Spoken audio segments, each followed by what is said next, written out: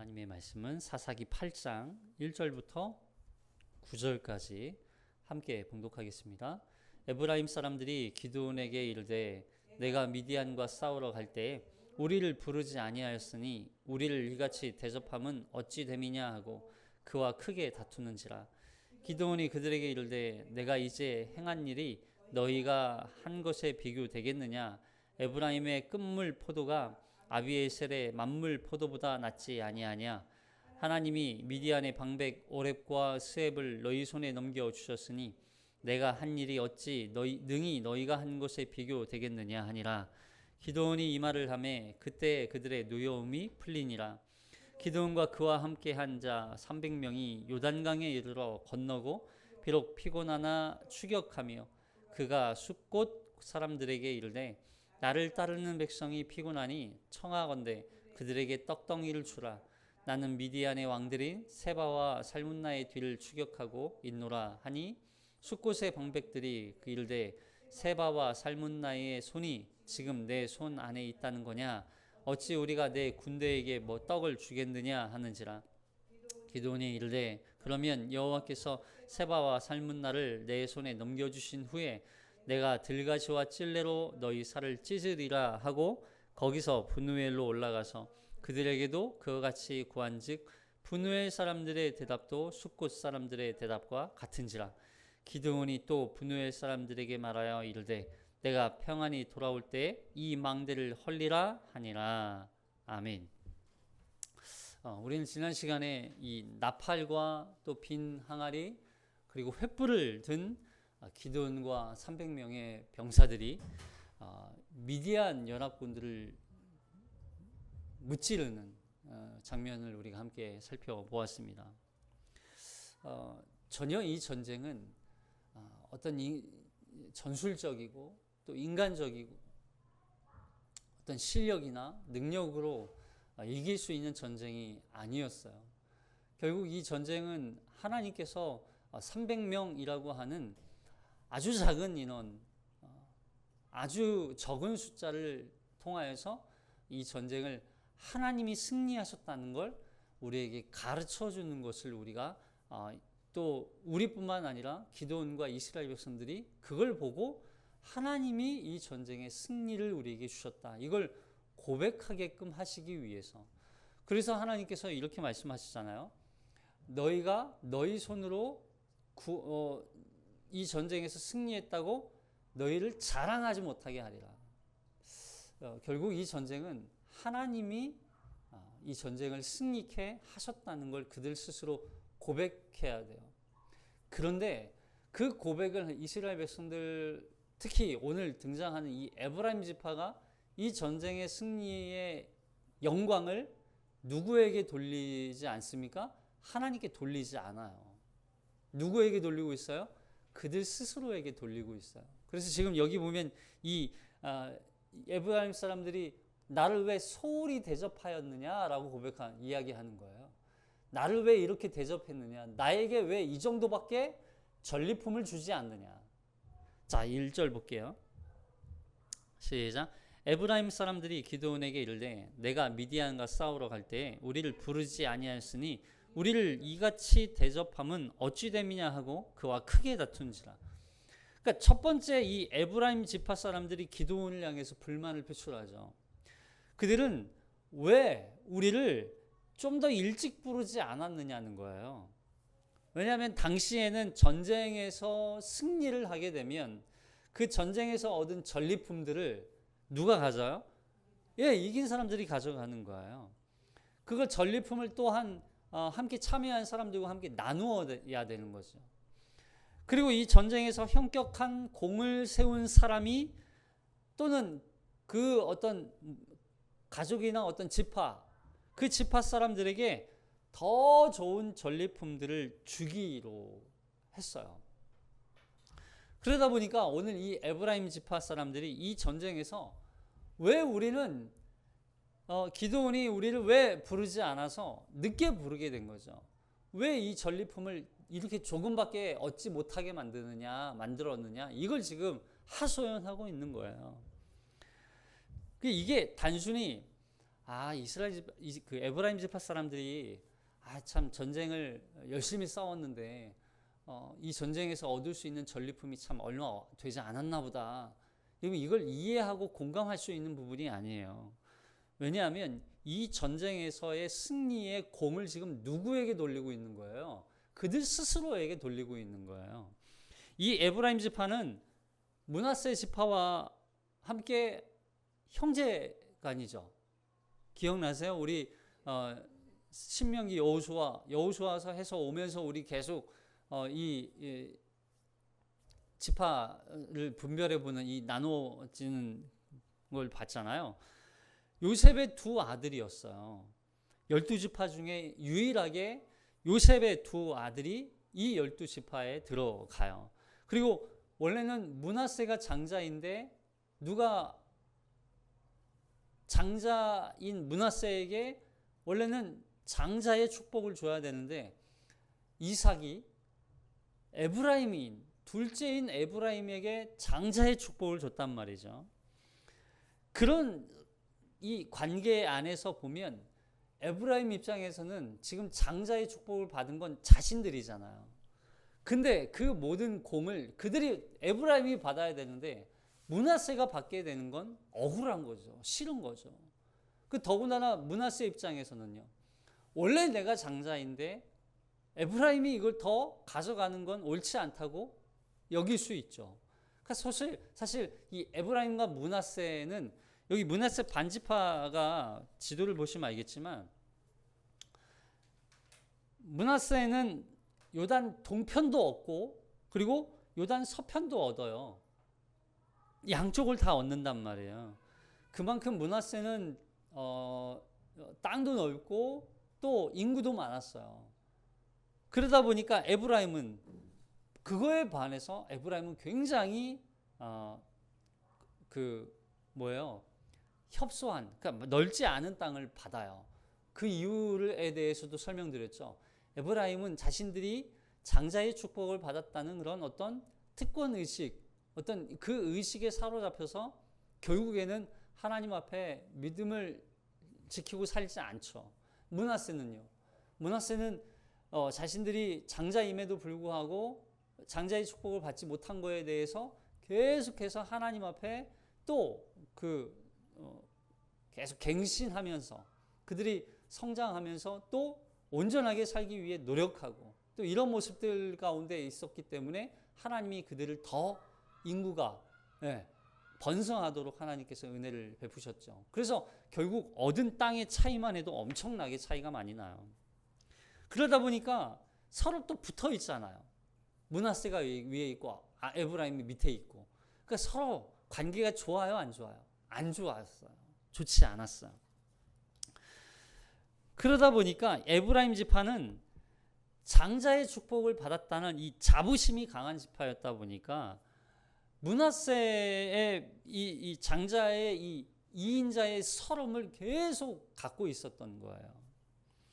그러니까 므낫세와 에브라임은 한 형제였지만 참 좋지 않은 그런 관계였다는 걸 우리가 상상해 볼 수 있어요. 근데 에브라임 갈등이 일어났다는 건 단순히 이 땅 어떤 전리품을 얻기 위한 단순한 욕심이 아니라 이거는 어떤 관점이 이 안에 담겨 있다고요? 근본적으로 모든 공적과 모든 영광을 하나님께 돌리지 아니하고 그들 스스로에게 돌리고 있다는 걸 우리가 기억해야 되는 거죠. 더군다나 이 에브라임 지파 사람이 누구였어요? 여호수아였어요. 므낫세 지파 출신은요? 지금 기드온이에요. 네. 므낫세 출신이 기드온이었고 에브라임 출신이 여호수아였단 말이에요. 그동안에 이 가나안 땅을 차지하기 위해서 엄청나게 많은 여호수아의 공적이 있었어요. 그걸 에브라임이 못 받으니까 얼마나 그 마음 안에 이 불만이 많았겠습니까? 그 불만을 지금 기드온에게 쏟아내고 있어요. 그러니까 결국에는 어떻게 얘기해요?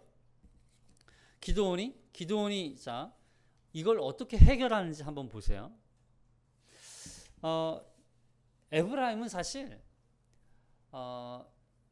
므낫세와 이런 충돌은 계속 있었고, 그리고 에브라임이 갖고 있는 속성 자체가 좀 그래요. 뭐냐면 수고하지 않고 더 많은 기업을 얻고자 하는 그들의 욕심이 그 안에 항상 내재되어 있어요. 여기 여호수아서 17장 15절에 보면,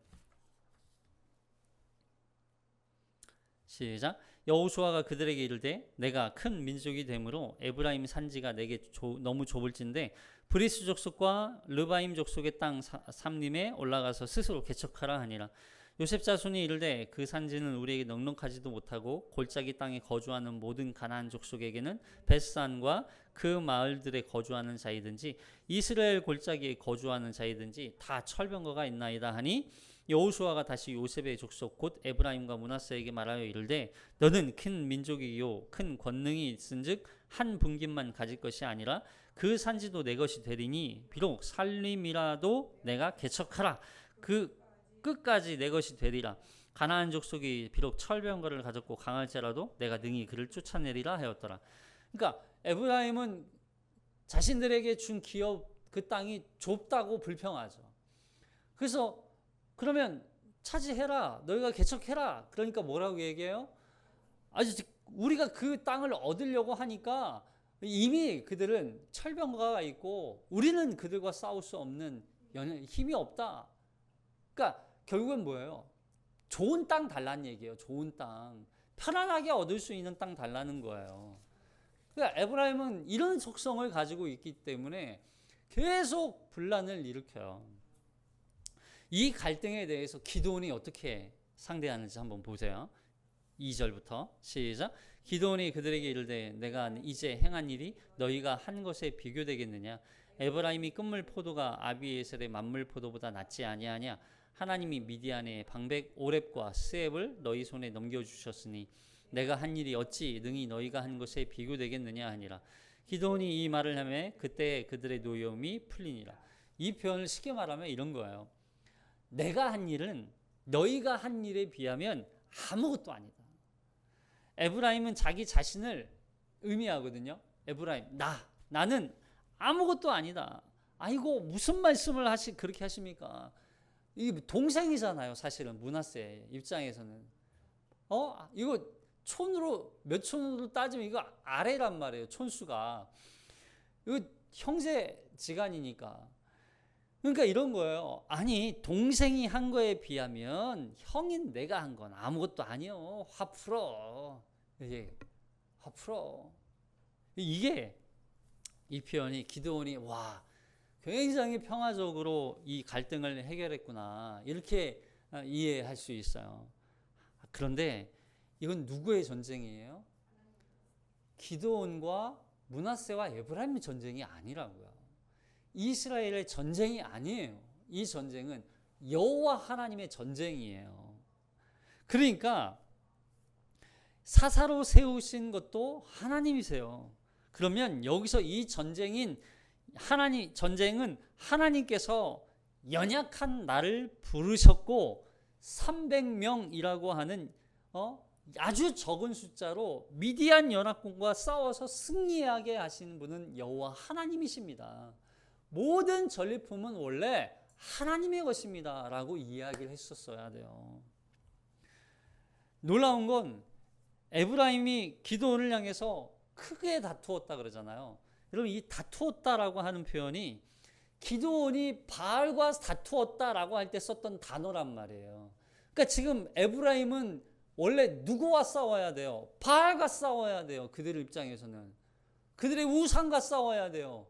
그들의 대적들과 싸워야 돼요. 근데 그 에브라임이 대적과 싸워야 할, 다투어야 할 그 전쟁을 지금 누구에게 지금 들이밀고 있는 거예요? 기드온에게 들이밀고 있는 거예요.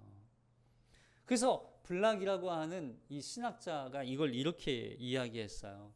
미디안과의 싸움에서 승리했음에도 불구하고 이스라엘은 최악의 대적을 그대로 남겨두고 있다. 그대로 남겨두고 말았다. 진짜 대적은 여러분 미디안이 아니에요. 진정한 대적은 우리 안에 있는 욕심과 탐욕이에요. 사실은.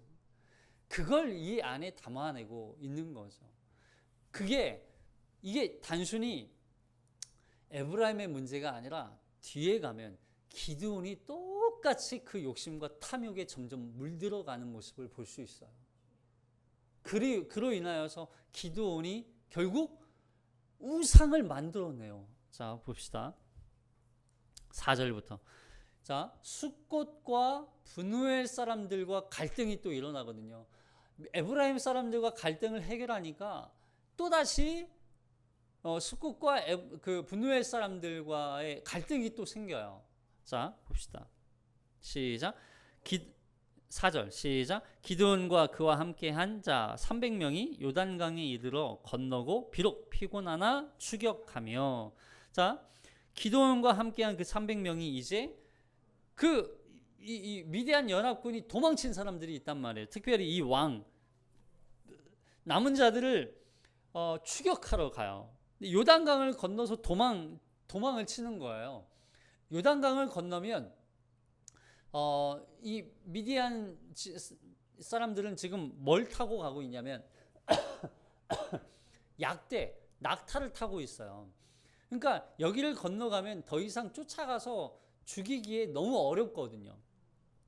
그렇다 보니까 이들을 진멸하기 위해서는 어떻게든 지금 추격해 가야 하는 거예요. 빨리. 근데 이 기드온과 300 병사들은요, 말이 있어요? 뭐가 있어요? 2달로 그냥 빨리 뛰어가는 것밖에 없어요. 근데 뭐 이게 단순히 뭐 1km, 2km가 아니라 지금 어떤 학자들은 한 150km 먼저 앞서갔다 이렇게 얘기하는데, 여러분 이 거리를 며칠을 걸어가도 이미 그들은 지금 낙타를 타고 걸어가고 있고 이게 잡힐 수 없는 거리인. 그러니까 기드온과 300 병사들은 이걸 쫓아가기에는 불가능하니까 그래서 요단 동편에 살고 있는 자기 민족들에게 도움을 요청하는 거예요. 거기가 바로 숫곳 사람들이고 브누엘 사람들이에요. 그래서 여기 보니까 피곤하나 추격하여, 피곤했대요. 얼마나 피곤했는지 이 피곤하다는 단어가 힘들고 어렵고 배고프다 이런 뜻이에요. 그냥. 그래서 자 5절 볼게요. 뭘 달라고 하는지 보세요. 시작. 그가 숫곳 사람들에게 이르되 나를 따르는 백성이 피곤하니 청하건대 그들에게 떡덩이를 주라. 나는 미디안의 왕들인 세바와 살문나의 뒤를 추격하고 있노라. 숫곳의 방백들이 이르되 세바와 살문나의 손이 지금 내 손 안에 있다는 거냐? 어찌 우리가 내 군대에게 떡을 주겠느냐 하시는지라.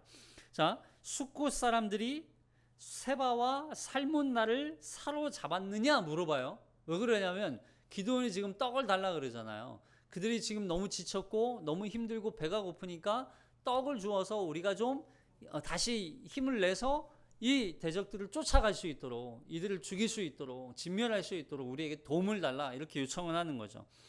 근데 숫곳 사람들은 왜 뜬금없이 세바와 살문나를 사로잡았냐고 물어볼까요? 왜 그러냐면 괜히 기드온을 도와줬다가 이 미디안 사람들이 다 죽이지 못하고 도망쳤다고 생각해 보세요. 언젠간 또다시 와서 너희가 그때 기드온에게 떡을 줬지 이러면서 그들을 더 괴롭힐 수 있단 말이죠. 그걸 감안해서 우리는 네가 지금 이 미디안 사람 세바와 살문나의 손에 지금 내 손 안에 있다는 거냐? 그러니까 너가 지금 그들을 사로잡은 상태냐? 그들을 지금 포박해서 이제 다 죽인 그 결과가 내 손에 있느냐? 지금 물어보는 거예요. 그런데 숫곳 사람들이 이렇게 표현하니까 기드온이 어떻게 나오는지 한번 보세요. 7절 시작. 기드온이 이르되 그러면 여호와께서 세바와 살문나를 내 손에 넘겨주신 후에 내가 들가시와 찔레로 너희 살을 찢으리라. 이 지금 기드온이 한 표현이에요. 기드온이 누구에게? 숫곳 사람들한테.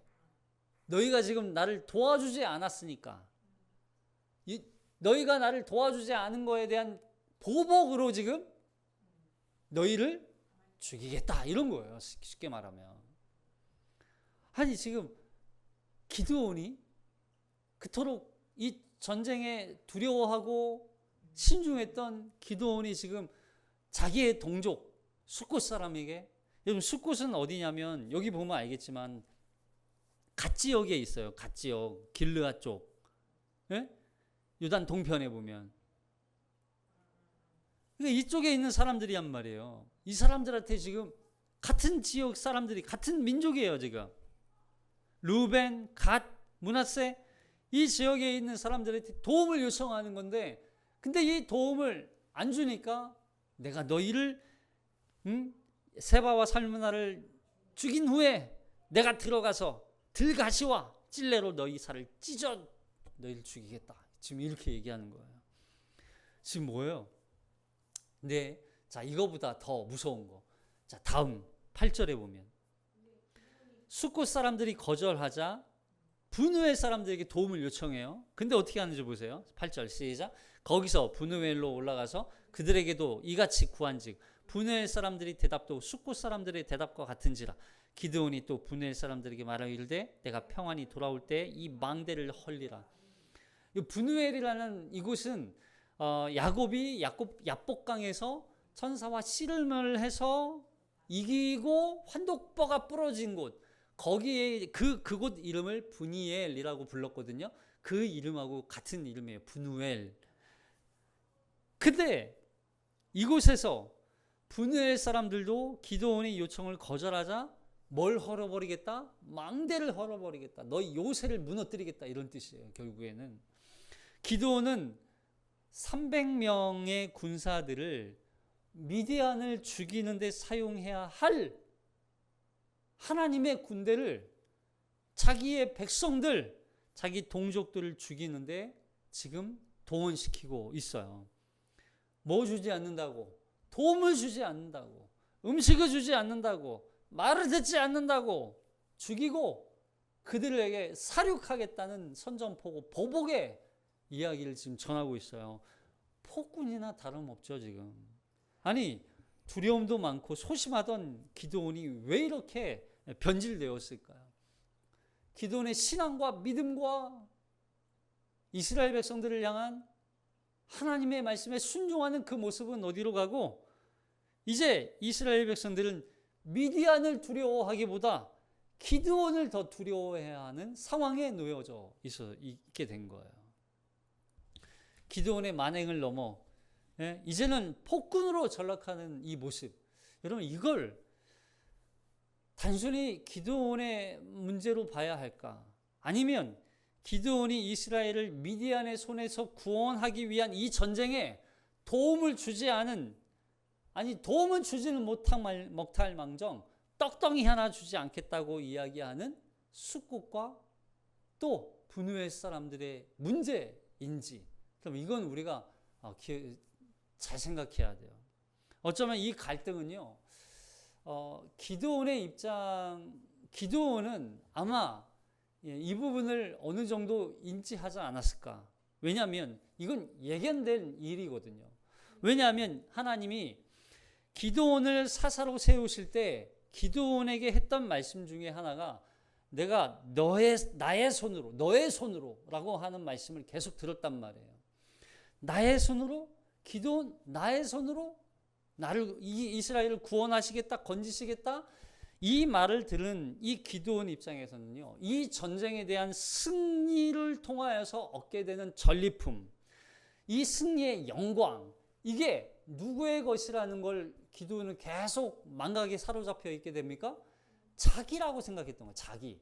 이 모든 승리의 영광은 나로부터라는 걸 기드온은 계속 망각하면서 계속 여기까지 왔어요.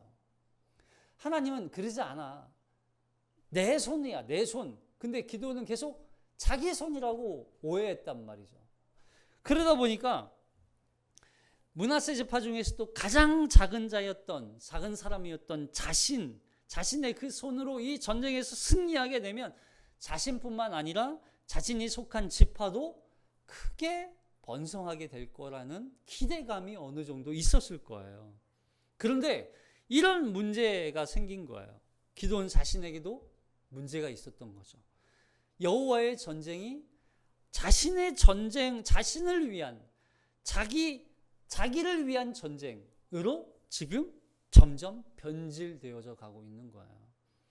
기드온은 300명의 병사들과 함께 미디안 남은 자들을 출격하러 가지만 4절에 보면 이 표현이 나와 함께한 이 300명의 병사들을 향하여서 뭐라고 표현하냐면 이 함께라고 하는 단어가 이런 거예요. 기드온을 따르는 병사들. 그러니까 기드온이 부리는 병사로 자신은 오해하고 있는 거예요. 4절에 있는 함께라는 단어가. 이 단어가 원래 누구를 포함한 단어로 쓰여야 합니까? 여호와 하나님과 함께한 나 병사라고 해야 돼요. 근데 이걸 내 발 아래에 있는 병사들, 내가 부릴 수 있는 병사들, 나를 위해 싸우는 병사들, 이렇게 오해하고 있는 거예요. 결국 하나님께서 이 기드온을 통하여서 미디안을 치기를 한 사람 치듯 하리라 하셨던 것과는 거리가 멀어지고 기드온은 점점 자신의 욕심과 교만과 자만심으로 패망의 길을 가고 있는 것을 보여줘요. 이게 여기 8장 27절에 가면 그 결과가 여기에 드러나요. 27절 시작. 기드온은 금을 가지고 에봇을 만들어 자기 고향은 오브라에 두었습니다. 그랬더니 모든 이스라엘 백성이 하나님을 섬기지 않고 그 에봇을 섬겼습니다. 그 에봇은 기드온과 그의 가족들이 죄를 짓게 만드는 덫이 되었습니다. 기드온이 이 전리품 중에 금을 전리품으로 얻어요. 그 금을 다 모아요. 약 한 15kg라고 하더라고요. 약 15kg나 되는 금을 가지고 뭘 하냐면 에봇을 만들어요. 그럼 이 에봇은 뭐냐면 제사장의 옷이에요. 레위기서에 보면은 에봇을 하나님께서 입힌 제사장에게 입히도록 하시죠. 그 에봇이 원래는 제사장이 입을 수 있는 옷이에요. 근데 이걸 금으로 만들어서 누가 입겠다는 거예요? 자기가.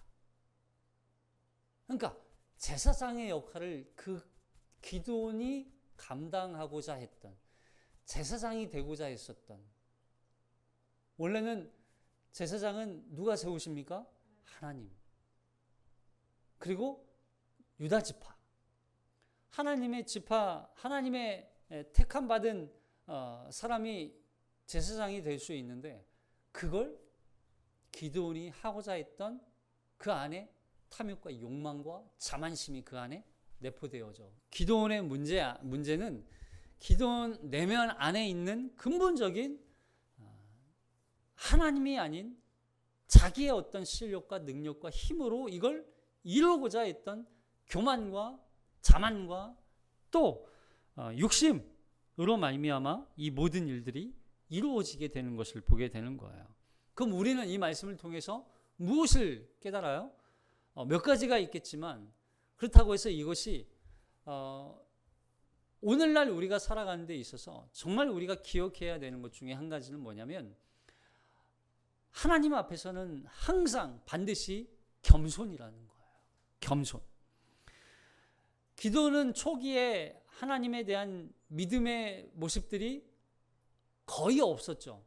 하나님을 신뢰하지 않았고 하나님께서 그 기도원의 믿음조차 계속 만들어 가시는 걸 우리는 보았어요.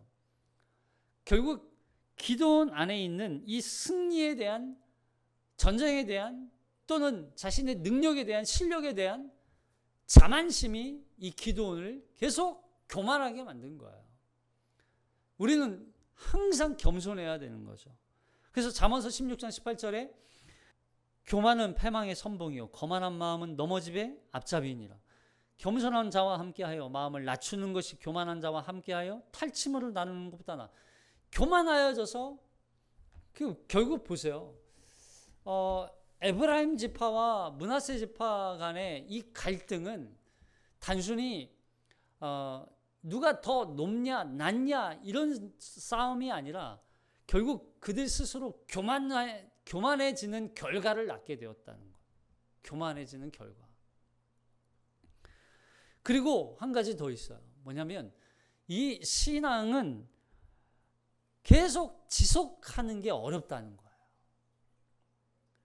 우리가 하나님 믿어야지, 하나님 섬겨야지, 너무 말로는 너무 쉽게 말하는데 이게 한순간에 넘어진단 말이죠.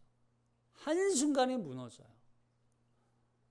결국 우리의 신앙은요, 처음 가졌던 신앙을 끝까지 갖는 거, 이걸 어떻게 지속적으로 유지하느냐, 이 싸움이에요. 그래서 히브리서 2장 1절에 보면 그러므로 우리가 들은 바를 굳게 붙잡아야 할지니 이는 우리가 흘러가는 것을 면하기 위함이라.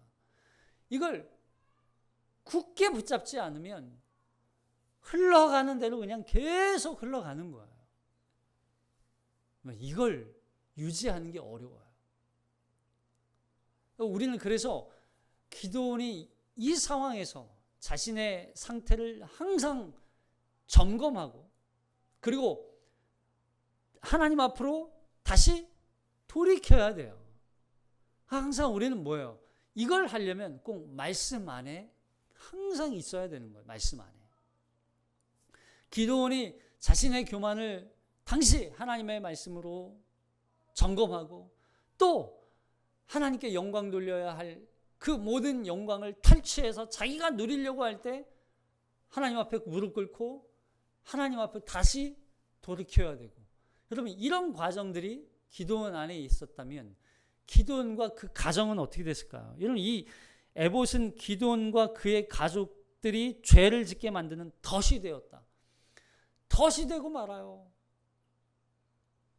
멸망하고 패망하는 지름길이 되어버렸다는 거예요. 이로 인하여서 므낫세 지파가 계속 쇠퇴하게 되죠. 무너지게 되고.